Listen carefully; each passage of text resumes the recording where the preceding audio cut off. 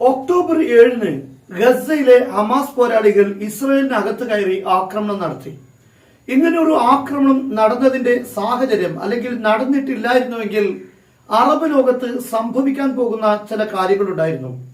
ഈ സംഭവങ്ങളെ മുൻകൂട്ടി മനസ്സിലാക്കിയത് കൊണ്ട് തന്നെയാണ് ഹമാസ് ഇങ്ങനെ ഒരു ആക്രമണം നടത്തുകയും അതിന്റെ പിന്നിൽ ഒരു യുദ്ധം വരുമെന്ന് അവർ മനസ്സിലാക്കിക്കൊണ്ട് തന്നെയാണ് ആ കാര്യം ചെയ്തത് എന്നത് വ്യക്തമാണ്. അതിന്റെ പ്രധാനപ്പെട്ട കാരണം 2019 ട്രംപ് റിയാദ് സന്ദർശിച്ചു.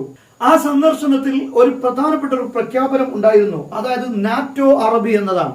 നാറ്റോ അറബി എന്ന് പറയുമ്പോൾ എല്ലാ അറബ് രാഷ്ട്രങ്ങളുമല്ല, GCC രാഷ്ട്രങ്ങളും അതുപോലെ ജോർദാനും ഈജിപ്തും അടങ്ങുന്ന രാഷ്ട്രങ്ങൾ ഒരു സഖ്യത്തിലെത്തുക, ഒരു സൈനിക സഖ്യം ഉണ്ടാക്കുക, അതിന് നാറ്റോ അറബി എന്ന പേരിടാമെന്നാണ് ട്രംപ് അതിനെക്കുറിച്ച് പറഞ്ഞിരുന്നത്. യഥാർത്ഥത്തിൽ ആ നാറ്റോ സഖ്യമുണ്ടാക്കിയത് ഇറാനെതിരെയായിരുന്നു. സാധാരണ ഇസ്രയേലും അമേരിക്കയും നടത്തുന്ന എല്ലാ ആക്രമണങ്ങളുടെയും രീതി നിങ്ങൾ ശ്രദ്ധിക്കണം. അതായത് തിരിച്ചുള്ള ആക്രമണങ്ങളൊന്നും അമേരിക്കയിലോ ഇസ്രയേലോ ആയിരിക്കുകയില്ല. കാരണം അതെല്ലാം മറ്റൊരു ഏജൻസി മുഖേനയുള്ള ആക്രമണങ്ങളായിരിക്കും നടക്കുക. ഉദാഹരണത്തിന് ഉക്രൈൻ റഷ്യ തമ്മിൽ യുദ്ധം നടക്കുകയാണ്. ഈ യുദ്ധത്തിൽ യൂറോപ്പും അമേരിക്കയും ശക്തമായ രൂപത്തിൽ ഉക്രൈന് ആയുധം നൽകുന്നു, യുദ്ധം ചെയ്യിപ്പിക്കുന്നു. എന്നാൽ ആ തിരിച്ചടികളെല്ലാം ഏറ്റുവാങ്ങുന്നത് ഉക്രൈനാണ്. നാശങ്ങളെല്ലാം ഉക്രൈനാണ് സംഭവിച്ചുകൊണ്ടിരിക്കുന്നത്. അതേസമയം യൂറോപ്യൻ രാഷ്ട്രങ്ങൾക്കോ അമേരിക്കക്കോ ഒന്നും സംഭവിക്കുന്നില്ല. എന്നുപോലെ ഇറാൻ ശക്തിയാണ്, ഇറാൻ ഇസ്രയേലിന് ഭീഷണിയാണ്.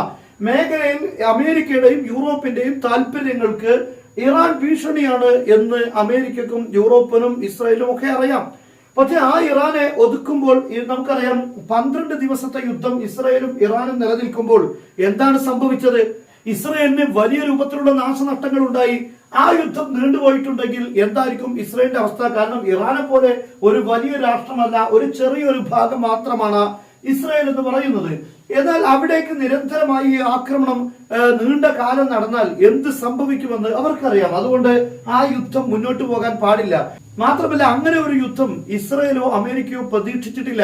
കാരണം ഇറാന്റെ ഭാഗത്ത് ശക്തമായ തിരിച്ചടി ഇസ്രയേലിന് നേരെ ഇങ്ങനെ ഉണ്ടാകുമെന്ന് കരുതിയിട്ടില്ല. യമനിൽ നിന്നോ ലബനാനിൽ നിന്നോ ഒക്കെയുള്ള പ്രോക്സികൾ ഉപയോഗിച്ച് ആക്രമണം നടത്തുക മാത്രമായിരിക്കും ചെയ്യുക. നേരിട്ടുള്ള ഒരു ആക്രമണത്തിലേക്ക് പോകാൻ സാധ്യതയില്ല.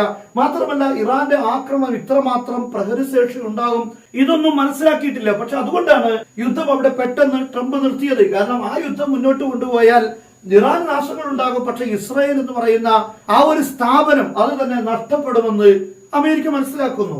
എന്നാൽ ഇത്തരത്തിലുള്ള അപകടങ്ങൾ ഇസ്രായേലിനോ അമേരിക്കക്കോ സംഭവിക്കാതെ തന്നെ ഇറാനെ ആക്രമിക്കേണ്ടതുണ്ട്. അതിനിപ്പോൾ ഉക്രൈൻ എങ്ങനെയാണോ ഉള്ളത് അതുപോലെ ഈ അറബ് രാഷ്ട്രങ്ങളെ മൊത്തമായി, പ്രത്യേകിച്ച് ഈ അറബ് രാഷ്ട്രങ്ങളെല്ലാം ചേർന്ന് ഇറാനെ ആക്രമിക്കുന്നു. അങ്ങനെ ഇറാൻ തിരിച്ചും ആക്രമിക്കുന്നു. അപ്പോൾ എന്താണ് സംഭവിക്കുക? ഈ അറബ് രാഷ്ട്രങ്ങളും തകരും, ഇറാനും തകരും. അങ്ങനെ പൂർണ്ണമായും തകരുന്ന ഒരു സാഹചര്യം ഉണ്ടാകും. അപ്പോൾ തകരുന്ന രാഷ്ട്രം ഒന്ന് ഈജിപ്താണ്, മറ്റൊന്ന് ജോർദാനാണ്, മറ്റൊന്ന് സൗദി അറേബ്യ. ഇങ്ങനെയുള്ള രാഷ്ട്രങ്ങളാണ്. ഇവിടെ ഈജിപ്ത് തകരുമ്പോൾ ആരാണ് ഇവിടെ യഥാർത്ഥത്തിൽ ശക്തി ഇല്ലാതാകുന്നത്? ഇസ്രായേൽ എപ്പോഴും ഇവിടെയുള്ള തകർച്ച ആഗ്രഹിക്കുകയും ചെയ്യുന്നുണ്ട്. അതേപോലെ മറ്റൊന്ന് ജോർദാനാണ്. ഈ രാഷ്ട്രങ്ങളെല്ലാം തകരുക എന്നത് ഇസ്രായേലിന്റെ വ്യാപനത്തിന് വളരെ സിമ്പിൾ ആക്കുന്ന കാര്യമാണ്. അതാണ് സിറിയയിലൊക്കെ ഉണ്ടായിട്ടുള്ളത്. അത്തരം കാര്യങ്ങളെ എളുപ്പമാക്കുക എന്നതാണ് അതിലൂടെ അവർ കണ്ടിരുന്നത്.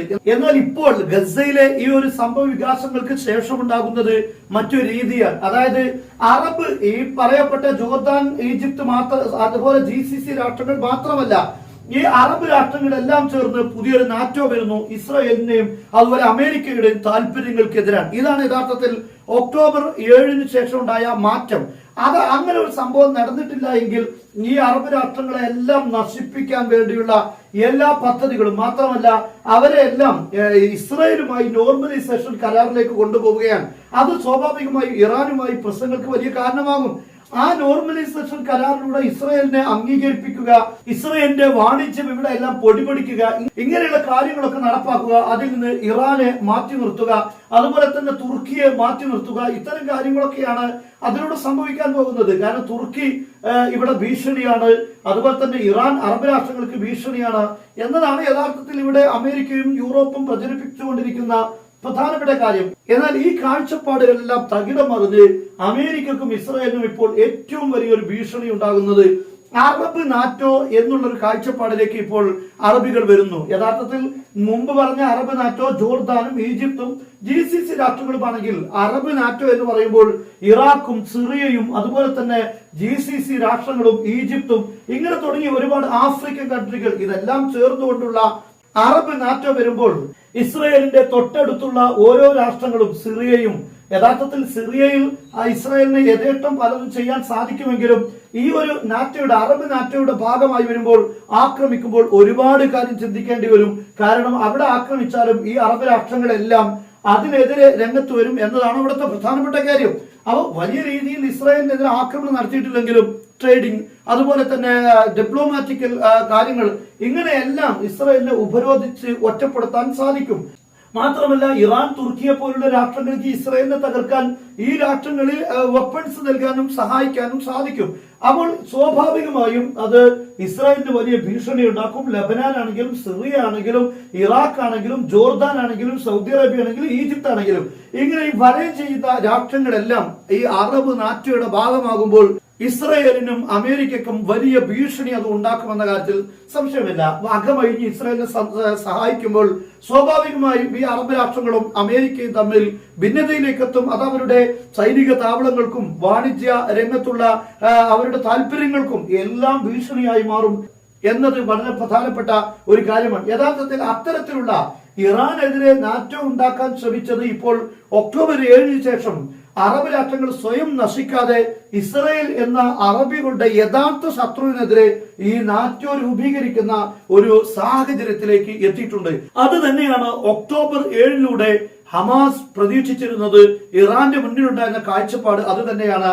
കാരണം അങ്ങനെ ഒരു നോർമലൈസേഷൻ കരാറിലേക്ക് സൗദി അടക്കമുള്ള രാഷ്ട്രങ്ങൾ പോകുന്നത് തടയണമെന്നായിരുന്നു.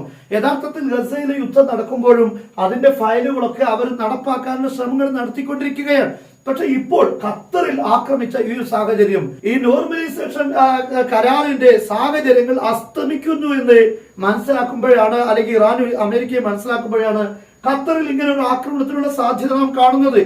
ഈ ഖത്തറിലെ ആക്രമണത്തോടുകൂടെ അത്തരത്തിലുള്ള എല്ലാ സ്വപ്നങ്ങളും ഇവിടെ അസ്തമിച്ചിരിക്കുകയാണ്. അപ്പോൾ ഗസയിലെ പോരാളികൾ അവർ എന്താണോ ഒക്ടോബർ 7 ആക്രമണം കൊണ്ട് ലക്ഷ്യമാക്കിയിട്ടുള്ളത്, ആ ലക്ഷ്യം യഥാർത്ഥത്തിൽ അറബികളെ എല്ലാം ഇസ്രായേലിനെതിരെ ഏകീകരിച്ച് കൊണ്ടുവരിക, അവരെ ഒരു സഖ്യമാക്കി മാറ്റുക, ഇസ്രായേലാണ് യഥാർത്ഥ ശത്രു, ഇറാൻ അല്ല എന്നത് അവരെ ബോധ്യപ്പെടുത്തുക. ഇതൊക്കെ ഈ ഒക്ടോബർ 7 ഈ ആക്രമണത്തിന്റെ അവരുടെ ലക്ഷ്യങ്ങളാണ്. യഥാർത്ഥത്തിൽ ആ ലക്ഷ്യങ്ങളാണ് നേടിയെടുക്കുന്നത്.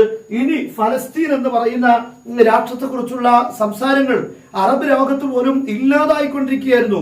ഇനി ശക്തമായി ഫലസ്തീൻ വിഷയം ഉന്നയിക്കാൻ അറബ് രാഷ്ട്രങ്ങൾ രംഗത്ത് വരും. ഇസ്രയേലിനെതിരെ ശക്തമായ നിലപാടെടുക്കാൻ ഈ അറബ് രാഷ്ട്രങ്ങൾക്ക് ഇനി സാധിക്കുമെന്നതാണ് ഇതിലൂടെ ഉണ്ടായിരിക്കുന്ന വലിയൊരു മാറ്റം.